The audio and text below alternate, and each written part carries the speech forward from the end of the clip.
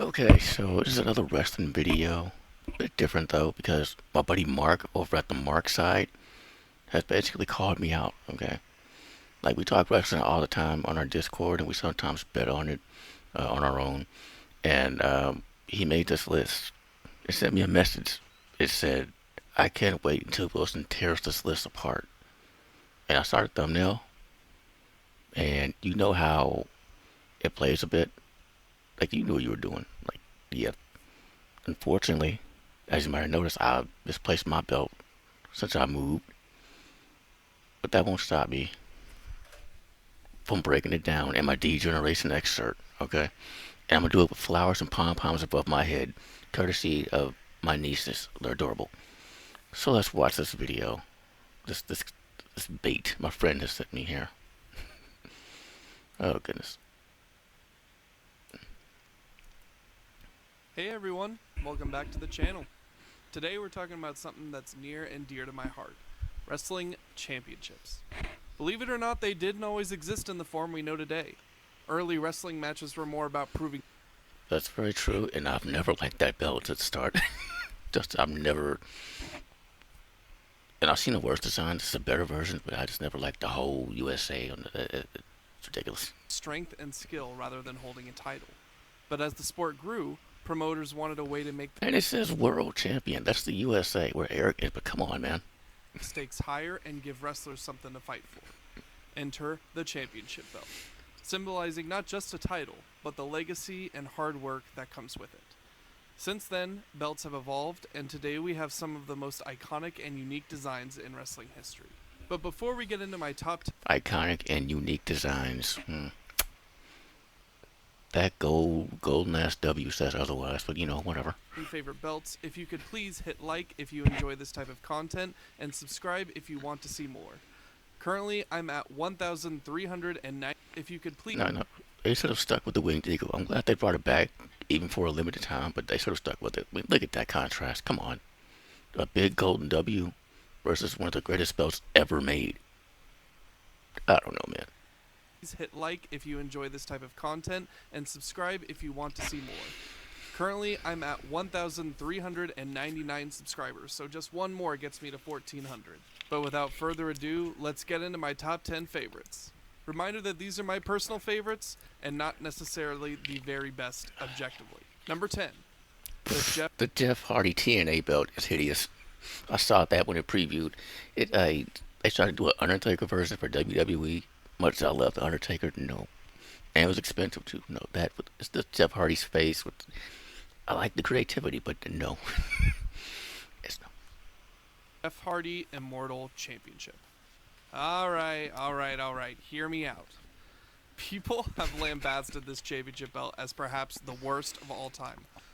But my take is that the Immortal Championship that Jeff Hardy debuted during his, in my opinion, underrated heel run in TNA is good because it is so uniquely Jeff. That monstrosity is something literally only Jeff Hardy could create. And that's Again, the Undertaker. You know what? Let me get the picture that only Jeff Hardy can create. Okay.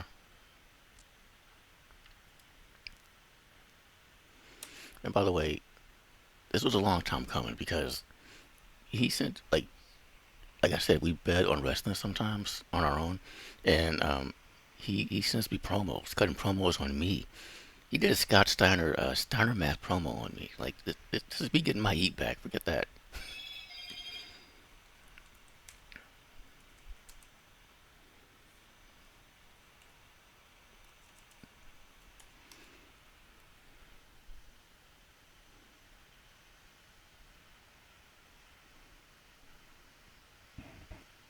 I'm gonna pause. Okay, now look. I don't know if they redesigned it, but I remember the belt looking a lot more like Jeff's belt. Like that belt I would get. The one in the picture above. Like what I saw before looked almost identical to the one Jeff had. So I just wanted to show that.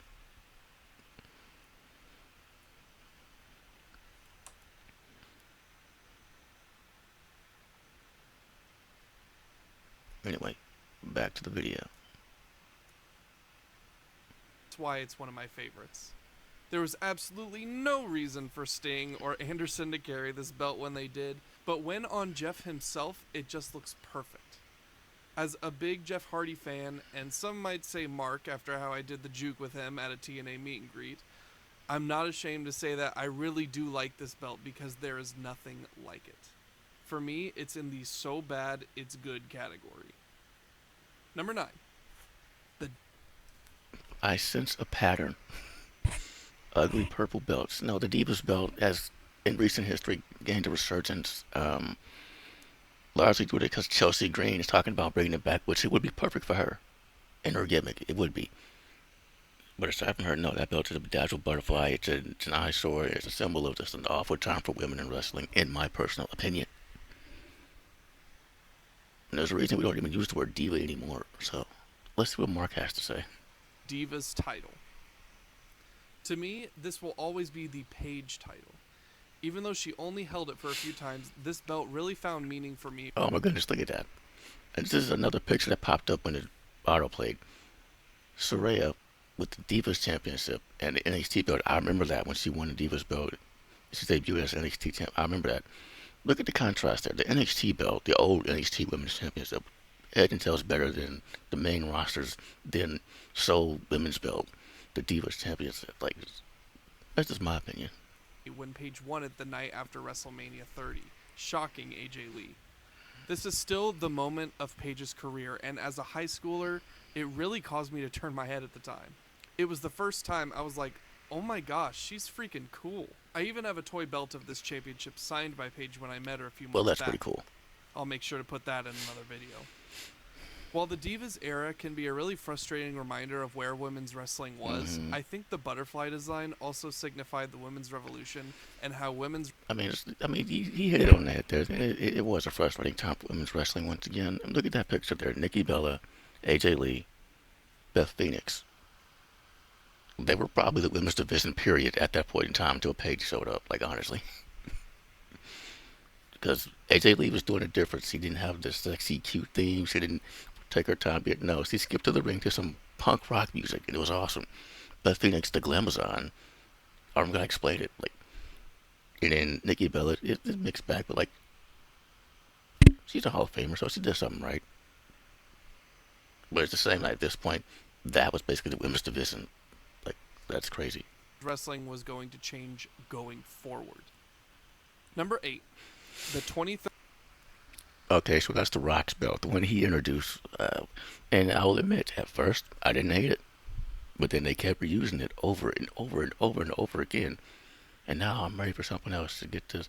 And at least it's the scratch logo, something cool. Now it's just a big gold W, and at least dumb. And they made this belt too, in retrospect.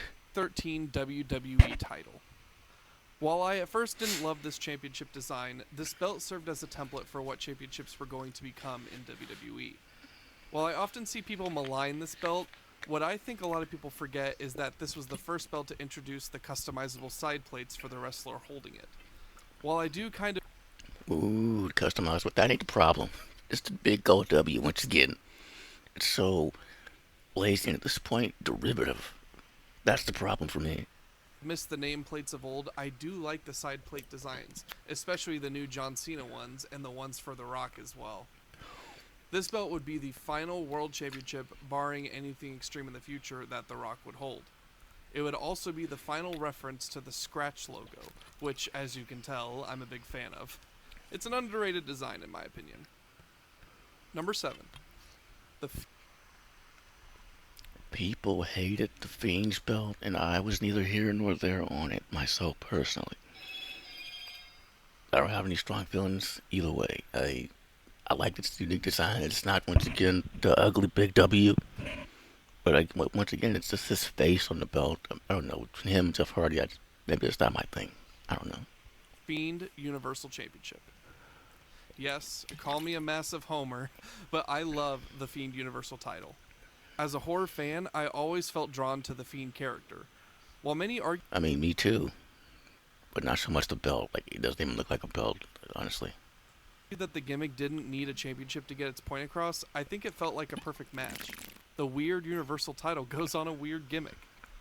As some of you may know, the Fiend Universal Belt was handcrafted and designed by the godfather of gore, Tom Savini. Yep. Savini, a legend in the horror community, did a lot of makeup and practical effects for huge horror films, such as Night of the Living Dead, Dawn of the Dead, Friday the 13th, Creepshow, and the horror comedy sequel, Texas Chainsaw Massacre 2. While I'm still very bitter about how Fiend lost his championship, bye-bye Goldberg, I don't miss you. On that, we differ.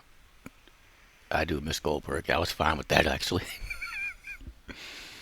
Oh, my goodness, yeah.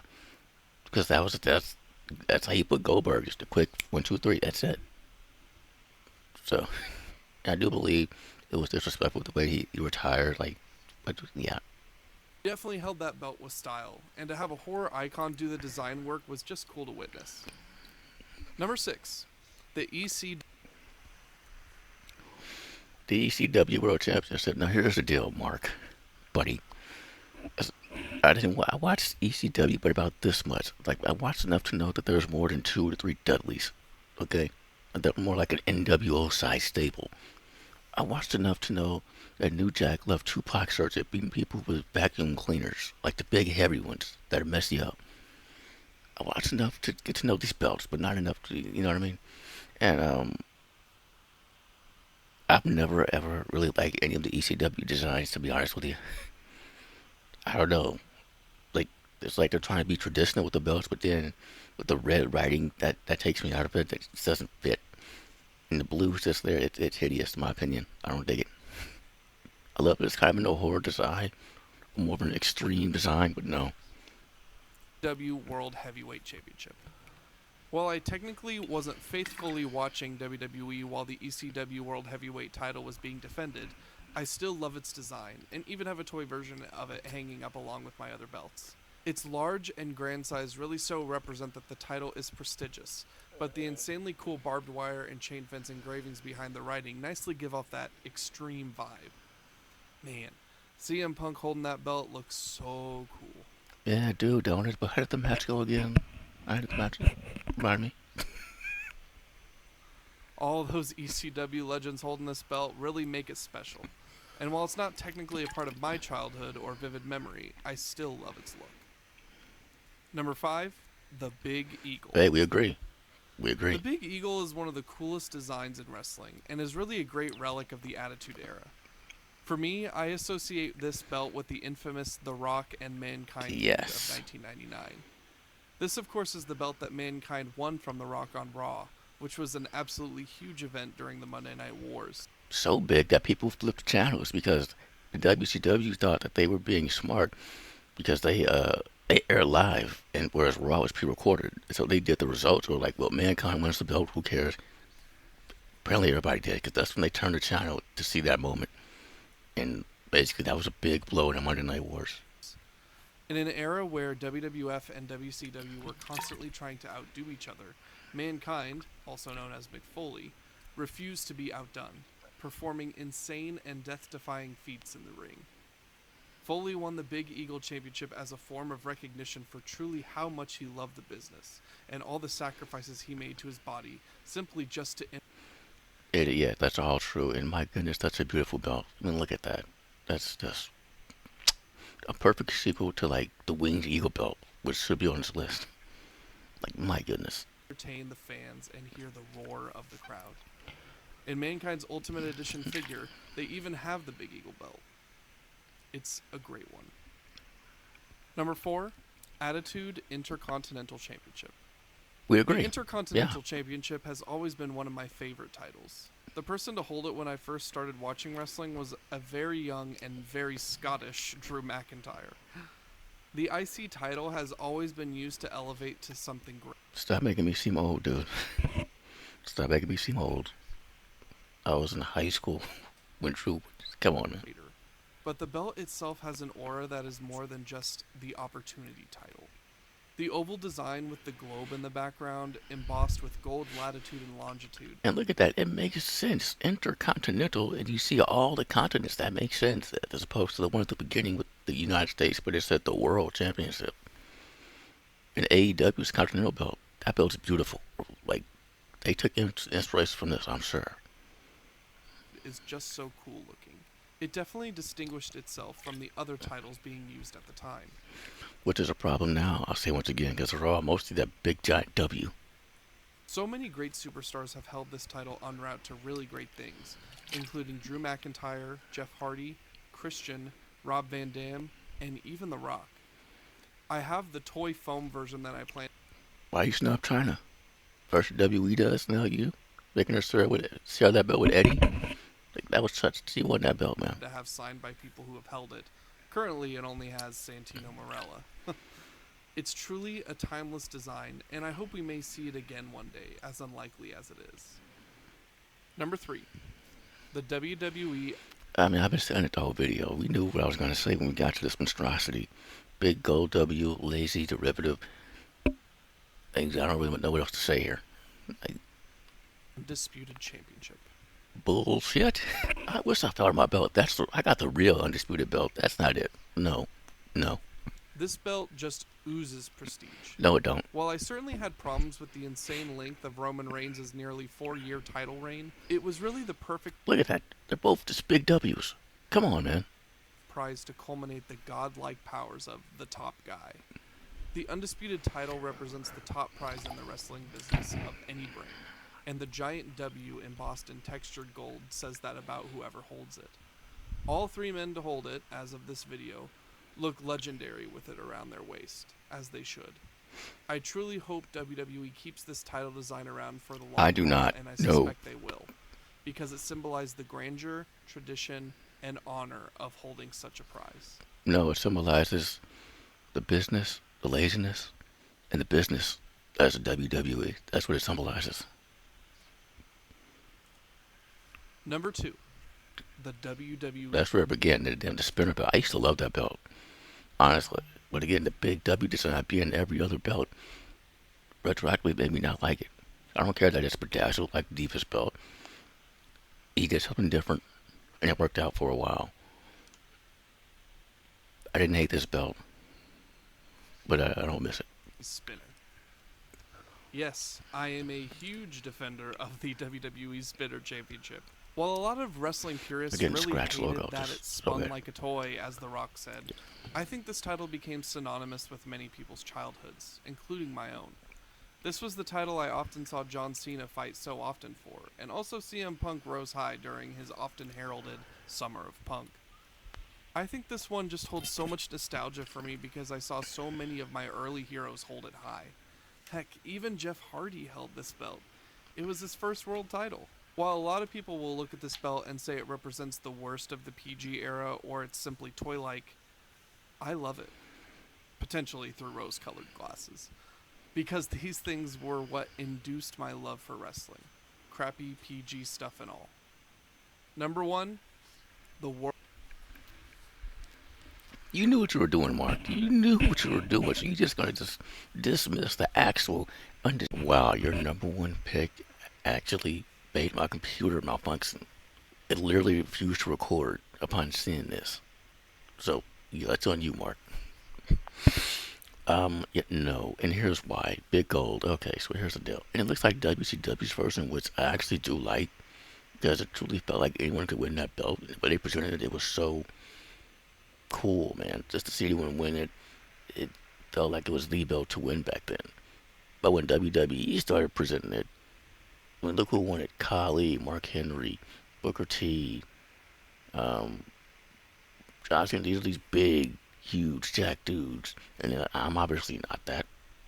Okay, they're all 6 foot something, 7 foot something. I'm not that, and that's how it felt to me. Like that belt wasn't for me. So that's how I feel about the belt. Like WCW's version, okay, fine. WE's version, no. Let's see where Mark goes.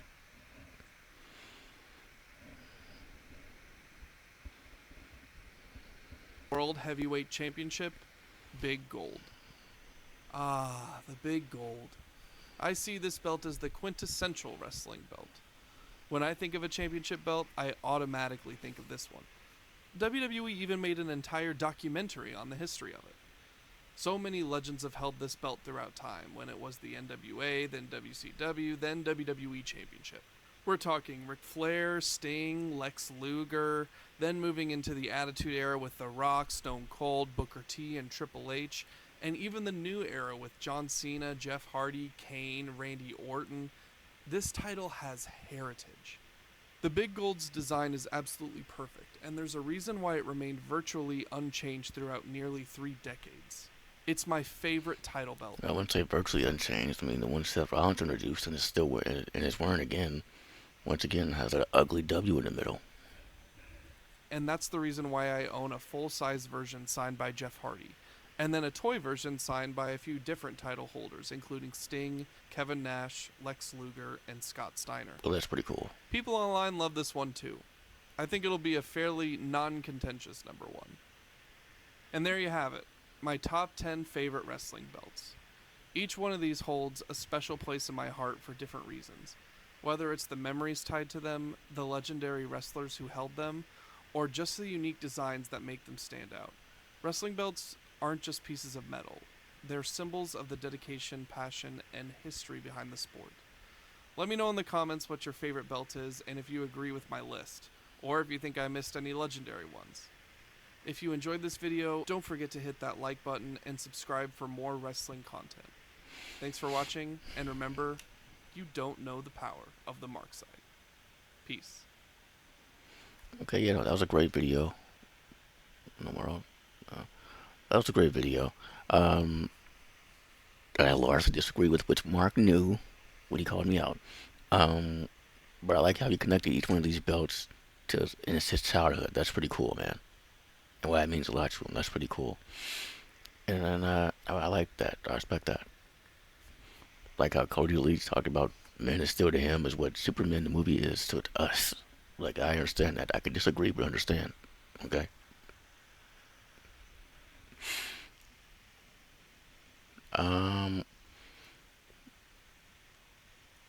Did it change videos? Oh, that. Yeah, we ain't gonna get into that. Yeah, okay. Great video. My favorite belt would have to be the white Intercontinental belt. Good choice because of its legacy, not so much its design. Sort of like why everyone loves the Winged Eagle so much, which wasn't even on Mark's list. You had the sequel version. That's cool. Because of who held it during that Attitude Era, yeah. And Mark replied. So that's a good one too. Love they brought it back for that time in the 2010s, or a few months ago, as well. Yeah. I'm gonna leave Mark a message here. Yeah.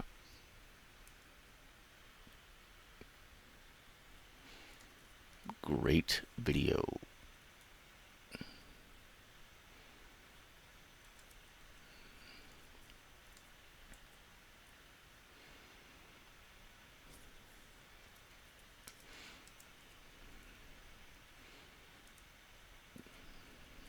We know what number one should be.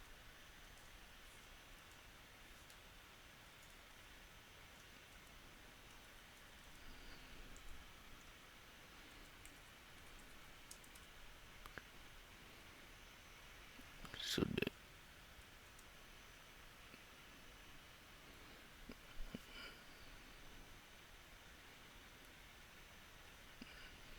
Yeah, yeah. Number one should be.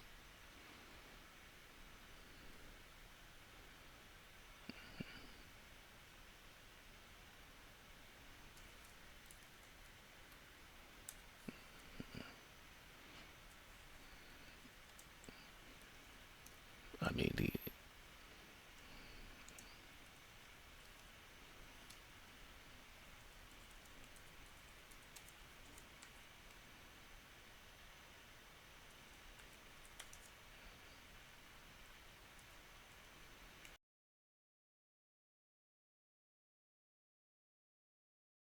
and then I realized I could record again.